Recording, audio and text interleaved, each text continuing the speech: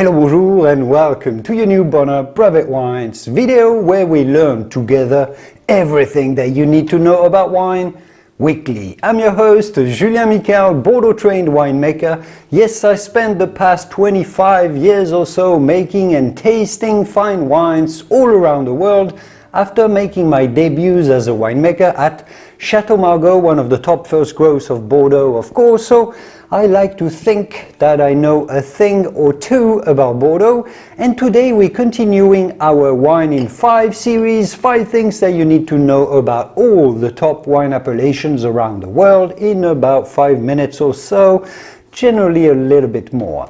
In previous episodes we looked at Pauillac and we looked at Margaux. We also explained the Spanish Rioja and Italian Barolo. I did spend some time in Spain and in Italy in my career, and now I want to look into an even more famous appellation of Bordeaux, St Emilion. At the end of the video we'll rate St Emilion on our World Wine Appellations Leaderboard to see how it ranks in terms of the quality of its wines in the world compared to others like Margaux, and we'll talk about the most expensive St Emilions that you should probably taste before you die.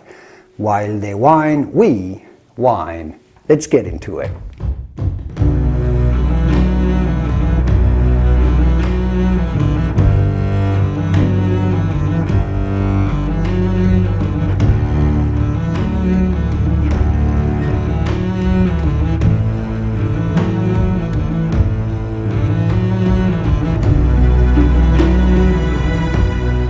St Emilion is first of all a village, or say a small town located on the right bank of the Bordeaux region, so we're going to expect Merlot dominant, but we'll discuss that in a minute.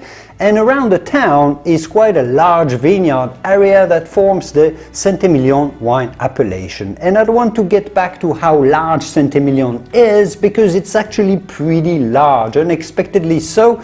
Let me know in the comments if you'd like me to talk more about this in a future video. 3 interesting facts about St Emilion. 1, the Romans were the first to plant vines here in the 3rd century BC, so it's a long time ago, and you do still find Roman ruins scattered in the local landscape. The town of St Emilion owes its name to a hermit named Emilion who lived in a cave in the 8th century. His monastery eventually grew into the thriving medieval town that we see today. Thirdly, in 1999, the first time in the world a vineyard was registered on the World Heritage List by the UNESCO as a World Cultural Landscape. Yes, first time a vineyard became a World Cultural Landscape. Quite a global recognition for a vino.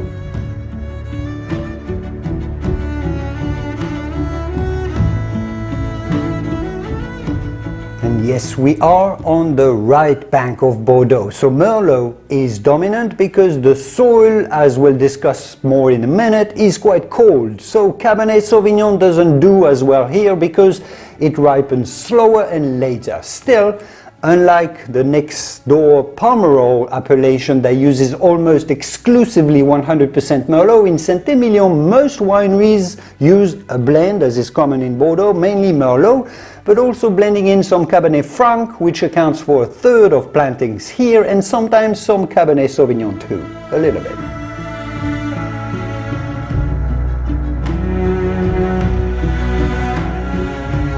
And the soils of St Emilion, that's a nice looking wine, are often presented as based on limestone rock, so clay limestone soil, but it's actually way more complicated than this. Being such a large appellation, you find a variety of soils. If you look at the map of soils, you'll see that yes, on the St Emilion plateau, as we call it, on the hill where the village is, it is very limestone rich, and vines grow on the limestone rock, which is where most of the top chateaus are. But around that hill you have large plains with clay soils, others with more sand and gravels, and areas where it's a bit of a mix of everything, because all of this was deposited by the river. As a result, the wines of St Emilion are quite diverse, in fact. If you're enjoying this content, by the way, please take a second to give us a like and support. It's a small gesture from you, it's free, but it helps us a lot. Are you done yet? Let's continue then. We've covered the soils.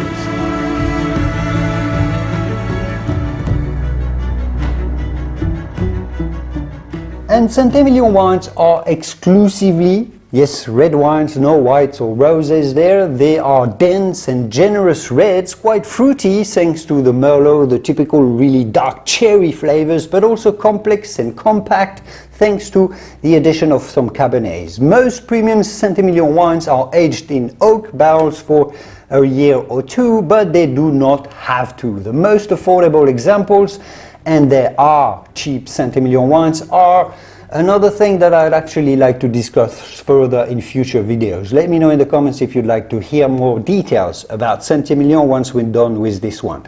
And what exactly you'd want me to cover? Yes, back to the video. Cheaper examples can just be matured in tank. Yes, St Emilion matured in tank is a thing. Entry-level St Emilion will typically age for 5 to 10 years. They age pretty well, while the premium ones are more like 15 to 20 years of aging potential.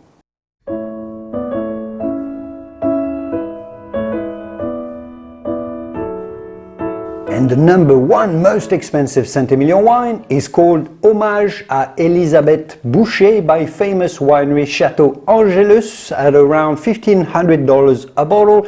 And I've covered this wine in my top 10 most expensive Bordeaux wines. I don't want to repeat myself too much. You can watch that video here to learn more exactly what this is. After this anecdotal cuvée come the two superstar producers of St Emilion that everyone should know about, Chateau Ozon at around $700 a bottle, a winery that is quite small, a production for the area. It's very exclusive and located right on top of that limestone hill with a lot of Cabernet Franc in the blend, so a truly unique and scarce wine. In the third position is Chateau Cheval Blanc, the little white horse, at $690 a bottle, a totally different beast. This one located on the fringes of the appellation, so more in the plains, more towards Pomerol than towards the St Emilion village itself. The strength of Cheval Blanc is that they have a large variety of soils. They have some clay, they have some gravels and limestone, which is great for blending one of the finest wines of Bordeaux. As a bonus, at 4th and 5th place are the aforementioned Chateau Angelus itself, the Grand Vin, and Chateau Pavie, both at around $350 to $400 a bottle. That's our top 5 here.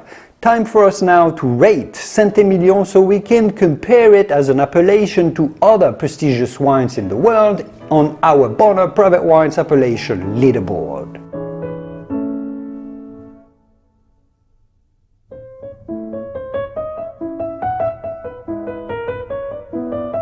Quality gets very high in St Emilion with the best chateaux we talked about and many more. There are tons of affordable St Emilions that are good, but nothing all that special, as we'll elaborate upon in a second, so it's a 7 out of 10 only. Prestige is very high. The name St Emilion is known globally. The fact that many visit the beautiful village helps the reputation. Anyone visiting the Bordeaux area will stop by in St Emilion too, so it's got a very solid reputation, only altered by the fact that all St Emilion wines are not born equal.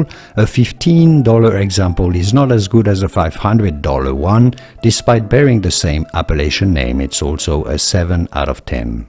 Prices of St Emilion wines are solid at the high end, although they're not nearly the most expensive Bordeaux wine, even for the wines like Chateau Ozon, the top ones, and again, you find cheap examples, so it's a 6 out of 10.